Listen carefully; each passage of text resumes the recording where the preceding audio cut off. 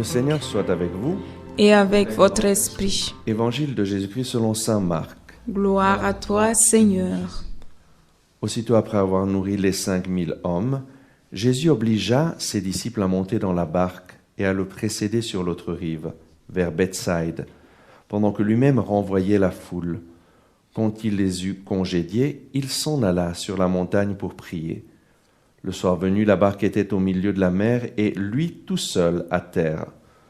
Voyant qu'ils peinaient à ramer, car le vent leur était contraire, il vient à eux vers la fin de la nuit en marchant sur la mer, et il voulait les dépasser. En le voyant marcher sur la mer, les disciples pensèrent que c'était un fantôme, et ils se mirent à pousser des cris.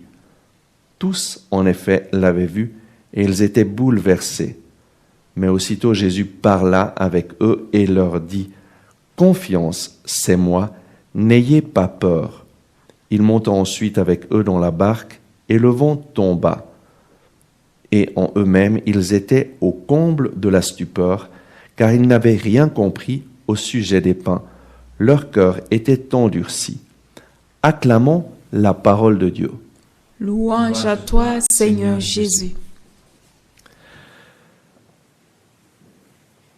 Très souvent, nous idéalisons les disciples.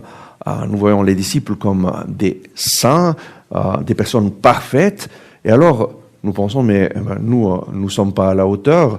Et alors, ça nous devient impossible de nous identifier avec les disciples et surtout de nous identifier avec la mission que Jésus a donnée aux disciples. Aller dans le monde entier, proclamer la bonne nouvelle à toute la création. Et voici donc une église où la majorité des laïcs, des baptisés, ne vont pas annoncer la bonne nouvelle. Pourquoi? Parce qu'ils pensent, non, ça c'est pas pour moi, c'est trop difficile, moi je suis pas à l'auteur, je suis pas comme les disciples de Jésus. Et alors, regardons qui sont ces disciples de Jésus. En fait, les disciples de Jésus sont des personnes, des gens normaux, comme nous, qui ont eu des peurs. Et là, vous vous rappelez la tempête apaisée. Jésus était dans la barque et il arrive une tempête et les disciples apeurés, effrayés, le réveillent. Mais Seigneur, fais quelque chose. Ils n'ont pas confiance en Jésus qui est là avec eux et ils ont peur. Les disciples aussi ont eu des doutes. Ils n'ont même pas cru à Marie-Madeleine lorsqu'elle leur a dit qu'elle avait rencontré Jésus vivant, ressuscité. Et Jésus, après, leur dit, mais pourquoi vous avez eu ces doutes? Et aussi les disciples, certains étaient colériques, si vous le rappelez. Jacques et Jean, une fois qu'ils n'avaient pas été accueillis dans un village de Samarie, Jacques et Jean, pensant être pleins de spiritualité, disent à Jésus, veux-tu qu'on fasse tomber le feu du ciel sur ce village pour tous les détruire? En fait, ils étaient vengeurs, ils avaient des désirs de vengeance, ils étaient colériques.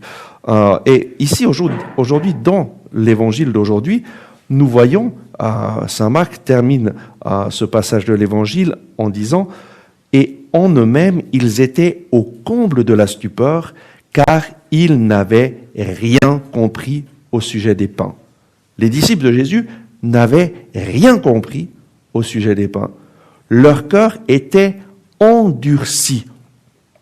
Et bien souvent, nous aussi, notre cœur est endurci, nous ne comprenons rien à ce que le Seigneur nous demande, et surtout nous ne voulons pas faire ce que le Seigneur nous demande.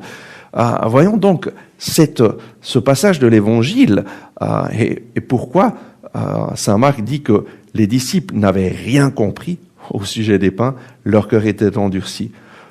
Ce passage vient aussitôt après avoir nourri les 5000 hommes. Jésus avait fait un miracle extraordinaire et il avait utilisé les disciples pour faire ce miracle. Lorsque les disciples ont commencé à distribuer ces pains et ces poissons, ça s'est multiplié et il y avait 5000 hommes qui ont mangé Et on peut s'imaginer comment les disciples étaient tout contents, heureux, et ils se sentaient fiers, et ils voulaient parler avec ces gens qu'ils avaient nourris. Mais Jésus les obligea, il obligea ses disciples à monter dans la barque et à le précéder sur l'autre rive. Jésus ne voulait pas que ses disciples commencent à penser qu'ils étaient forts, pleins de puissance, et qu'ils s'enorgueillissent. Et donc, il leur dit, c'est moi qui vais m'occuper de la foule, vous montez dans la barque, et il les obligea, nous dit saint Marc. Donc ça veut dire qu'il a dû utiliser une autorité, parce que certainement, eux ne voulaient pas du tout s'en aller. Pourquoi? Parce qu'ils étaient avec ces 5000 personnes qui avaient mangé, ils étaient heureux, et ils étaient fiers d'eux-mêmes. Et donc, Jésus les oblige de s'en aller, pendant que lui-même renvoie la foule. Et quand il les eut congédiés, il s'en alla sur la montagne pour prier. Voilà ce que Jésus faisait. Son occupation principale, c'était de prier, d'avoir une relation avec Dieu, avec son Père. Et nous voyons, Jésus est notre maître, donc Jésus nous enseigne comment vivre la vie chrétienne, et Jésus passe beaucoup de temps à prier. Et des gens disent, oui, mais moi je ne suis pas un curé, je ne suis pas une bonne sœur, je n'ai pas le temps. Si Jésus nous enseigne que nous avons besoin de prier, et comment est-ce que nous pouvons imaginer de pouvoir réaliser la mission que Dieu nous donne si nous ne prions pas?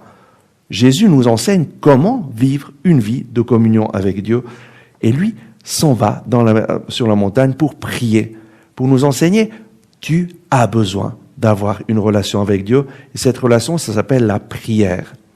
Le soir venu, la barque était au milieu de la terre, et Jésus tout seul à terre. Jésus, qu'est-ce qu'il faisait tout seul à terre? Il était en train de prier. Mais dans la prière, il peut se passer des choses extraordinaires. Le Seigneur nous donne de voir ce qui se passe spirituellement autour de nous. Et on voit dans l'Évangile, voyant qu'ils peinaient à ramer, car le vent leur était contraire, Jésus vient à eux. Et comment il a fait pour les voir? Il était bien loin d'eux, mais dans l'esprit, en prière, le Seigneur lui a montré, Dieu lui a montré que ses disciples peinaient à ramer, le vent leur était contraire.